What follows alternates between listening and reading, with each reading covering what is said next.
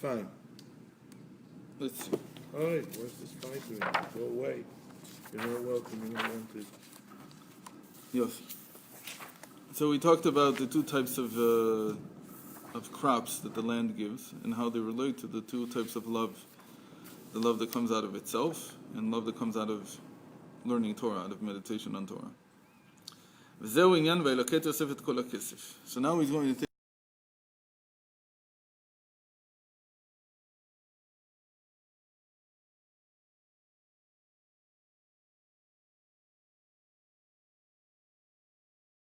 energy of the world chesed and not din, Tiferes. because we said Hashem wanted No, to. why not Tiferes?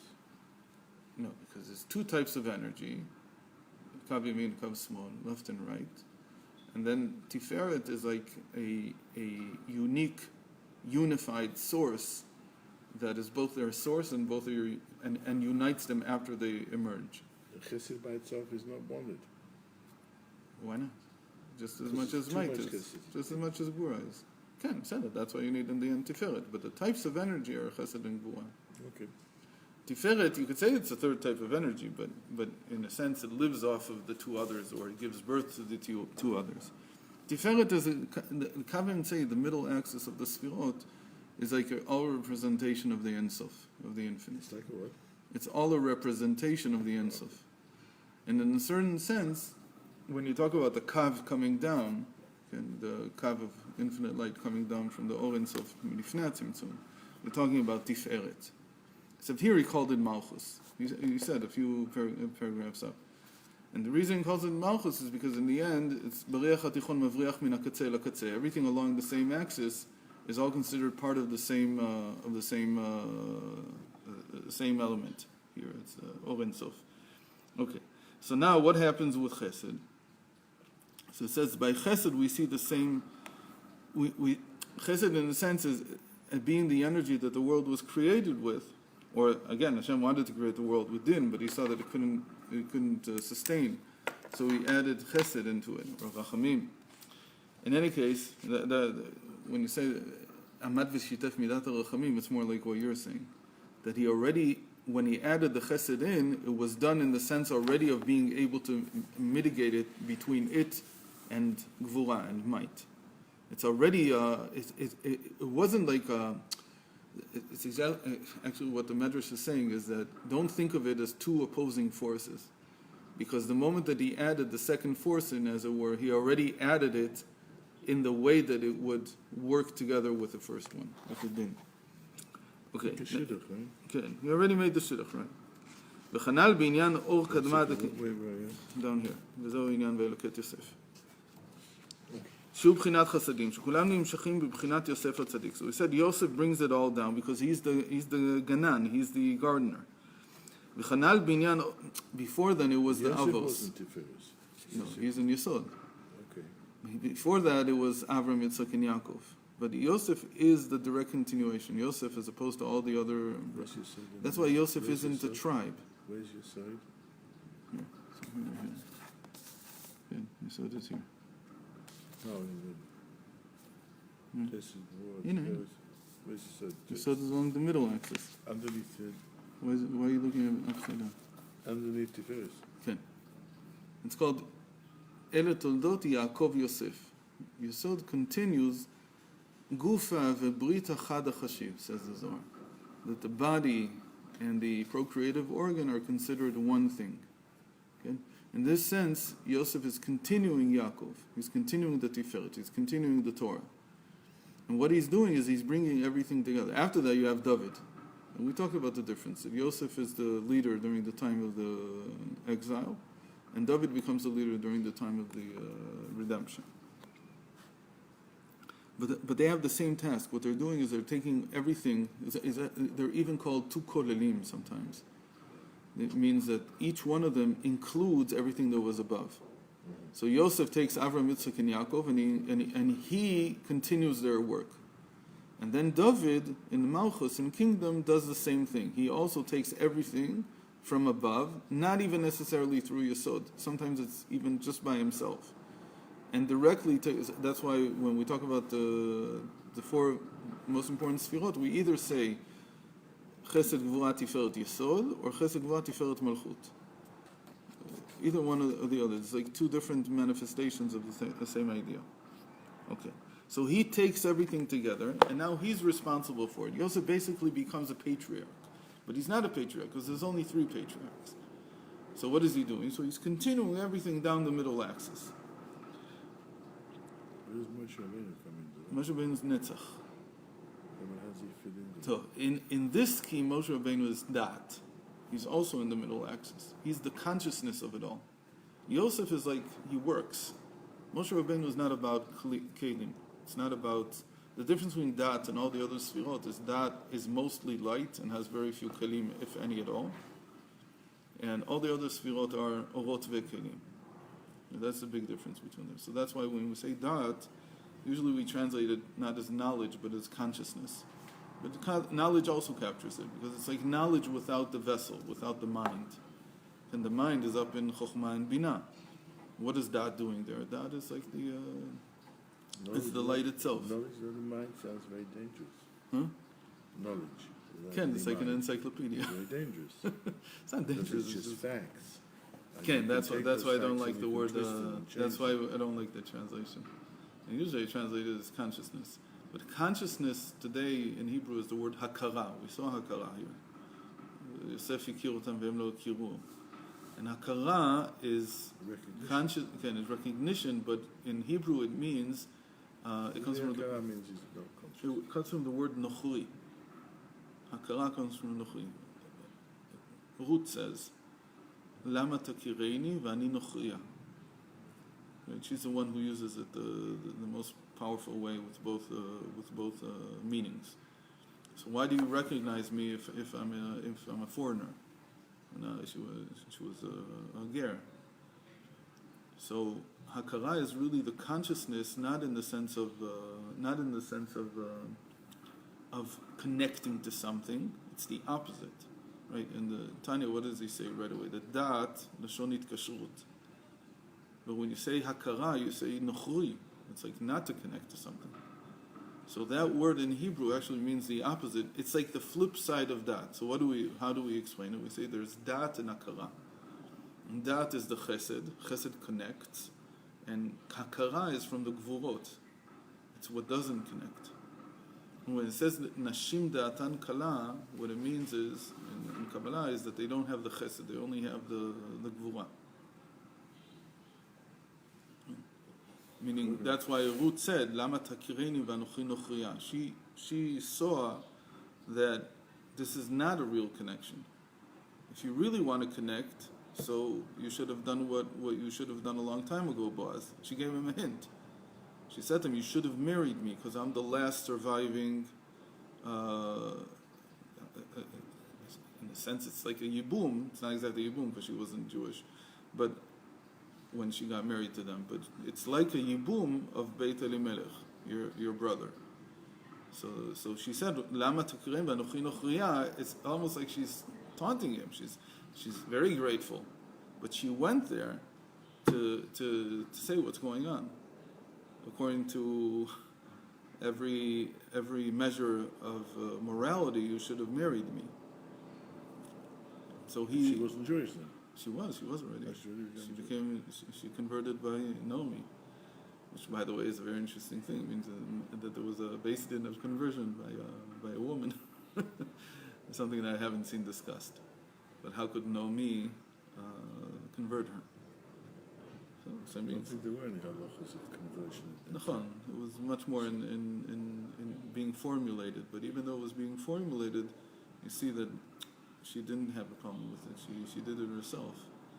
So what exactly does that mean also? So in any case, so hakara and da'at, or today there's 2 words, hakara and muda'ut. So muda'ut is like consciousness in the sense of connecting to something, of having a real connection with something. So knowing it in the sense of being connected to it. And there's no other word in English. In Hebrew we have 2 different words today for consciousness. So the one is the chesed of the dat. Awareness. Sorry? So it's like awareness. It would be like awareness. But hakara is much more. When they use the word hakara today, it's like a synonym for consciousness. There's 2 different words. How did they come up with 2 different? There's such a Hebrew is very poor in synonyms. There's very few synonyms for words. There's only a few words that have many synonyms. One of them is dat. And so they came up with two different words from two different directions without even knowing it. I'm talking about the academia. That when they started speaking in modern Hebrew, so suddenly they came up with two words for consciousness. And they don't know why. But the reason is because, they know why, because in the Tanakh. Modern Hebrew was written by Rabbi Zalman. Maybe. I don't know. When Yehuda used to go down to Meir Shavim every single day, he'd stand outside his shir And ask. and wait for him to finish, and then when he came out, he would translate them all the words. He didn't know how to speak Hebrew. Anyway, so here we're talking about, so that's Moshe. Moshe is dat, and he's both sides. He's both the hakara and the mudaut. He's both the chesed and the gvurot of dat. Okay. So this chesed, it's what enlivens the entire world. So what did Yosef do? So he's the one who's now responsible for all this energy, because it comes down the middle axis. והוא נקרא צדיק עליון, והוא גננה דגינתא, כן, I move to the next column, שממנו נמשך בחינת אהבה מסותרת הנ"ל בכל אחד מישראל. Okay, so now he collected all the silver, all the yearning, because we talked about kesef being kisufin. So he collected all this yearning that Avram had instilled in the world, that we talked about back when we talked about Avram, right? And Avram wanted money to be a jump starter for humanity's ability to perceive something infinite. Because what money does, it becomes a nominal value. Yes. What does nominal value mean? It means it's just by name. And originally, the problem was a problem of trust. If I give you a piece of silver, how do you know what it's worth? Because it says in the Gemara that it's one of the number of miracles that exist in the modern world. Okay. That if you want a loaf of bread and I give you a sheep, you've got a sheep. Okay. Bartering is for real. But if I give you a piece of paper, Right, a piece of plastic, exactly. and you're prepared to take it, Good. and then you give it to somebody else, that is in Nachon, essence a nachon. miracle, because And that- there's no logic behind it. Right, and the person who started this was Avram. And how did he do it? Because he said there's one thing that needs to be the basis of all money. Money even comes from the word, apparently from the word mammon. People say that it comes from that, but it also comes from nominal, that it's something that's by name only. So what was the main thing? Trust. So Avram, when he coined his first coins, I don't know if there weren't coins before, but Avram's caught on, because very simply he put his picture, his and Sarah's picture on one side, and Yitzchak and Rivka on the other side. And what he did with that was, he said, I'm trustworthy, I'm honest. And we joked about it on Monday, that he's like Honest Abe. And in America they have a concept of Abraham Lincoln, Right. being Honest Abe. So he was the first Honest Abe. And because he was honest, so people trusted that what this contained is exactly what you wanted it to be. Okay? You wanted it to be 1 talent. You wanted it to be, in this case, it was slaim. It was 100 slaim, like 100 shekels, right? That was a question that we asked on Monday. How many coins did he give him? It was written on the back of a UK banknote. Yeah. It says, I promise to pay Okay, the okay. bearer." That's what it used to be. I promise, Right. It's a Otherwise, promissory You can always note. come there, Yeah. and you can get for it £1 worth Of silver or gold or whatever it was. So that doesn't exist anymore because that's gone. Okay? There's no more gold standard, and money is no longer backed. That's the real.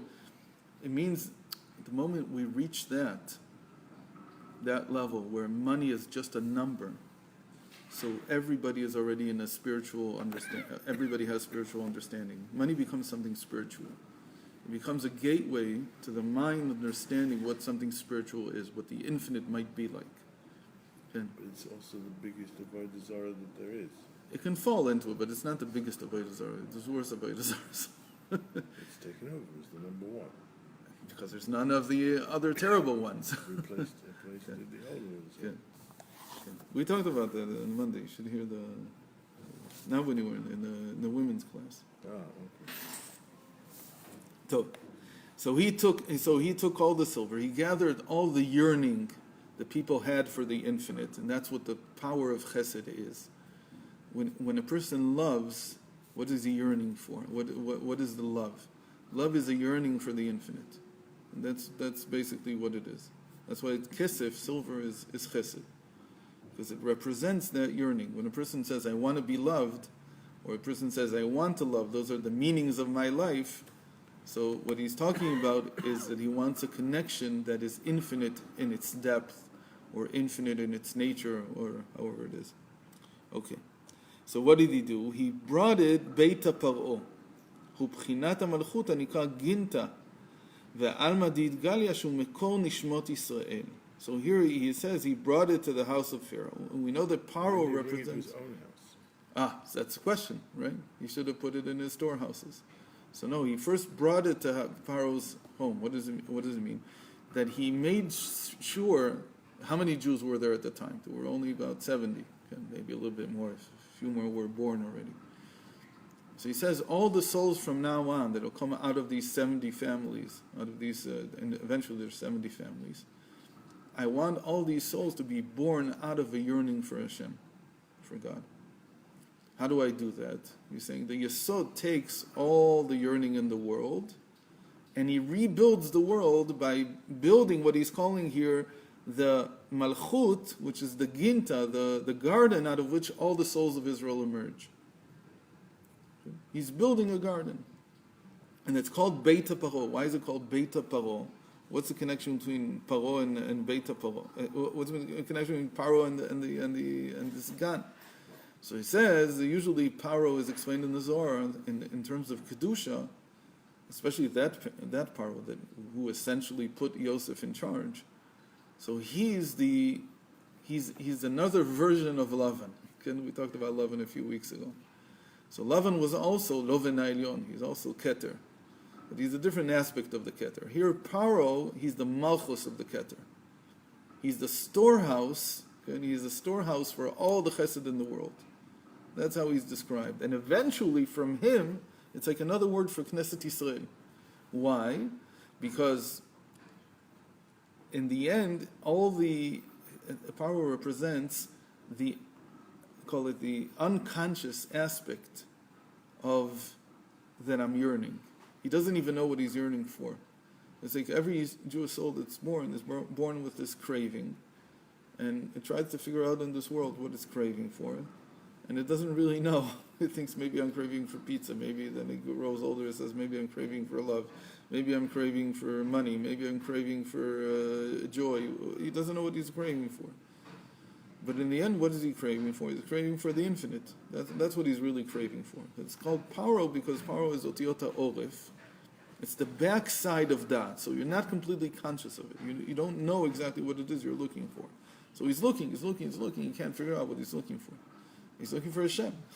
That's in the end. And you find Hashem through Torah. You find Hashem through mitzvahs. You find Hashem through all these things. And he can't understand that until he grows older. So he brought it all there, and from there, all the souls of Am Yisrael are born. From the storehouse of yearning. It's a beautiful image that he gives here. Except, דהנה ידוע בכתבי האריז"ל שהחסד מתחלק לג' פרקים. Says, now you have to understand that when the chesed comes down, why did Yosef conceal it in Pharaoh's house in 3 different storehouses? Okay, because chesed itself, we're talking about chesed, this yearning, so it divides in the Arizal into 3 parts, and that's what we have here. Okay, so every Sfirah divides this way. But by chesed, he has a great deal to tell us, the Ari. By all the Sfirot, he has a great deal to tell us. By chesed, he has something that in Chassidus became very central. And what is it? היינו, השליש העליון הוא בבחינת העלם והסתר, ונקרא חסדים מכוסים, ושני שלישים התחתונים מתגלים. So the top third is concealed, and the bottom 2/3 is revealed. What do we mean? So if you look at the chart, and whoever's watching the video should take the chart in hand, even though you don't have it yet, if you're watching live. But if you're not watching live, it should be on the same post. So it says here that the top third is the Chokhmah Bina Das. Okay? That's the moichin, the intellect. And the bottom 2/3 are chagat nehi. Chesed, gvura, tiferet, netzachot, yesod. They're the emotions and the powers of habit, habitual forces, we call them. Okay? So the bottom 2 is revealed, and the top 1/3 is concealed. What does it mean it's revealed or concealed? So in Chassidus it's explained, revealed or concealed from the individual. Meaning that when a person does chesed, he does an act of loving kindness with his emotions or with his habits, he feels it. He has a sense that he's the one who's doing it. Okay? It's a sense of self. So these have a tendency to fall at some level. Why? Because a person becomes self-involved, because he feels that he's doing some kind of kindness. When a person takes the credit for the kindness, the whole kindness falls, at least by him. And it becomes like it becomes a two-edged sword. On the one hand, he's clearing the field. On the other hand, he's poking himself without even feeling it, without knowing it. And I'll bring the chart up after we finish the class. So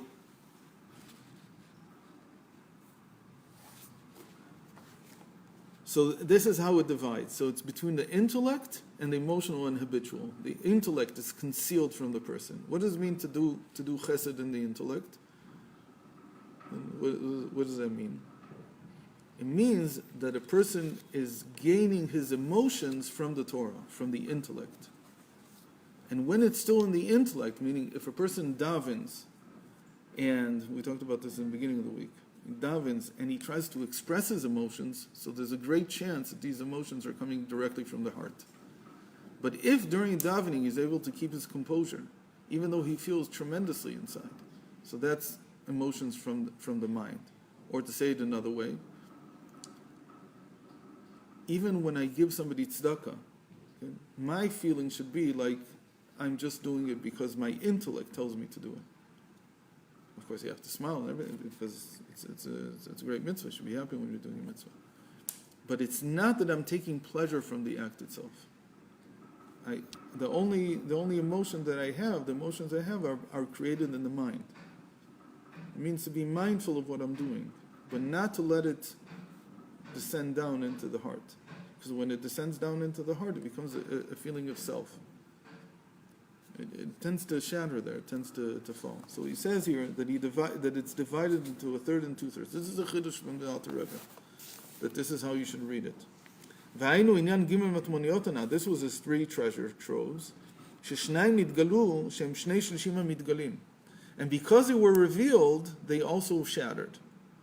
Who shattered? Korach, who revealed 1. His treasure, he squandered it, and it didn't do him any good. In fact, it did the opposite. What did Korach feel? He felt tremendous emotions. But because he felt such tremendous emotions, he also, in the end, decided that Moshe Rabbeinu, he's this dry guy he's dry. He's not emotional. He doesn't have love. He doesn't describe what a real leader should be, who should be very, very full of emotions and feeling. He says, Moshe Rabbeinu is not for me. I need somebody else. And who was the other one? Antoninus, we said. Remember we said Antoninus. So who's Antoninus? Antoninus is a Rebbe's friend. What did he do with the treasure that he found? It was the habitual forces. So it's the Roman ability to by habit create or to rein in one's will and to force it by habit to do what it needs to do. So the Roman success was incredible because it was very, very practical. And so they built the greatest empire in the world. But it all, says Rashbi, is all in the end to serve themselves. Because then there's this chesed that was revealed. How did Antoninus come to this? So he came to this through Rabbi. Rabbi taught him. And said, but the one that's concealed in the mind, in the intellect, in the Chabad, שבו הוא מכוסה ונעלם ויתגלה לצדיקים לעתיד לבוא, כמו שכתוב, ואור זרוע לצדיק, והיינו עניין בחינת אור קדמה שגנזו לצדיקים. So the real way to reveal these emotions and these habits is through the mind first. And if it's done through the mind, then it's concealed. Concealed meaning the person is not fully aware that it's him who's feeling this, that it is him who has this habit. Okay, so let's see, where did the Arizal get this from? So the Arizal teaches it. I wasn't able to find the passage in the Arizal. I learned it years ago. So I don't remember all the particular details, but I remember some of them. So the Arizal's cue for understanding that the chesed is divided into three was the greatest act of chesed that we've seen until now. What was the greatest act of chesed? Where it says, you look in the Chumash and you say, who says I'm doing an act of chesed? Until now. Again, until now in the Chumash. So Eliezer says, let the maiden to whom I say, please lower your jar that I may drink, and who replies, drink and I will also water your camels, let her be the one whom you have decreed for your servant Isaac. Thereby shall I know that you have dealt ki asita chesed, loving kindness, with my master. So when Eliezer goes to look for a wife for Yitzchak, he says, what's going to be the sign that this is the wife that I want, that is suitable for Yitzchak? The sign will be that she does an act of kindness. And he says this explicitly. Uva eida ki asita chesed im Adoni. Okay? Chesed, now he says the Arizal, this is how the Arizal works. So where does he get his ideas? From Ruach HaKodesh, and from Eliyahu. He says chesed is 24 times 3. Okay? What's 24? It's kad, a jar. So he says in this story, there's something ridiculous in how the Torah describes it. Ridiculous in the sense that it's irrelevant. Who cares? It describes in detail how she took the jar from here and she put it there and she did this with it and that with it. What's the connection? So it says the Arizal, and you have to learn like the Arizal to see this, that 3 times jar, 3 times kad equals chesed. So when Eliezer was looking at what she was doing, it wasn't just, I'm looking at the act. It wasn't just that. There were telltale signs that this is the definition of what chesed is. So how does it work? He had scarcely finished speaking when Rebekah was born to Bethuel, the son of Milcah, the wife of Abraham's shoulder, came out with her jar on her shoulder. So this is the first place where the jar is, here on the shoulders. Okay? And here, she doesn't know him yet. The maiden was very beautiful, a virgin whom no man had known. She went down to the spring, filled her jar, and came up. So there's nothing... Except that the kad appears 4 times. More than 4 times. Here's 5 times, 6 times. So, he even says, he even says that it's going to have something to do with the kad, with the jar. Okay, so he didn't know. So how 3 times? So let's see. So she appeared, when she first appeared, the jar was on her shoulder. Then she goes down, she fills her jar. It doesn't tell us where it is. Then he says to her, the servant ran toward her and said, please let me sip a little water from your jar. Also here, it doesn't tell us where the jar was, but apparently it was on her shoulder. What did she do then? When she had let him drink his fill, drink, my lord, she said. And she quickly lowered her jar upon her hand and let him drink. So now, what is she doing? She lowers it to her hands. Now it's here. So from up here, it went down to here. And she lets him drink from it. When she had let him drink his fill, she said, I will also draw for your camels until they finish drinking. Quickly emptying her jar into the trough, she ran back to the well to draw, and she drew for all his camels. So what do we have here? So the Rizal says, here I'm not sure because I couldn't find the passage again, so I couldn't remember. I think the way he builds it is like this. He says, when they carry the jar, it's on their head. Then it's on their shoulders, and then it's down here. Those are the 3 places that you carry a jar. And there's a final act here that she puts it into a kli, into a vessel, into the trough. So these 3, they represent the 3 elements of chesed. That when it's on your head, that's the chabad. And it's concealed from you. You can't see it. It's like you can't see, even though it's like the head, but it's concealed. You can't see it because in a sense, it's above you. When it's on your shoulder, so here the shoulders are the beginning of chesed and gvura, of the midot, of the chagat. So here the kad is at Chagat. And here you can see it. Okay? And finally, when you put it down here, it's on Nehi. Really what's supporting it is your legs. So he says those are the three, Kad, which together equal Chesed, the three manifestations, the division of Chesed into three. That's how he learns it. And finally, in the end, he puts it into a vessel that's like Malchus, emptying your jar into the trunk. So that's how the reader learns Chumash. It's the right way to learn Chumash, because you read the context, and you say the image here is not stam an image. It's not just some. Why should the Torah tell me all this? She did this, she did that. Who cares? He says because the Torah is hinting to me in images how to analyze loving kindness. That it has three different aspects to it: the intellectual, the emotional, and the habitual. So says the Alter Rebbe, and all of Chassidus Chabad is based on this, that all the chesed has to come from the mind. It has to be in the mind, concealed in the mind. It's like above you. In the end, when it's concealed in the mind, you attribute it to Hashem. That's like the image here that it's above. When it's on the shoulders or in your hands here, you attribute it to yourself. And so he says, really, to do chesed in the right way, it has to come from a person can't know that he's doing the chesed. So what's the example? The biggest example he brings in the Tanya is about Rabbi himself, who said he's a Beinoni. He says, "Lai bo'oraita tadir v'lo machzik tivuta lenafshi." That he's constantly learning Torah and he never feels entitled because of that. Lo machzik tivuta lenafshi. It's like, I didn't do anything. Because what does he feel? He feels that all the chesed is from Hashem. It's not from me. All the learning that I did is Hashem is loaning me time. It's all His. What? Torah chesed. Everything I'm learning is, it's not the main thing, you're right. But the main thing is that because it's in my mind, I can be not aware of it that I'm doing it. What do you mean? Of course I'm aware that I'm doing it, but a person has to feel that Hashem is teaching him. We talked about this, I think, last year. That constantly, when I'm learning Torah, it's like Hashem is teaching me, not that I have knowledge. Like we said, it's not knowledge without a vessel. In fact, it's not even knowledge with a vessel.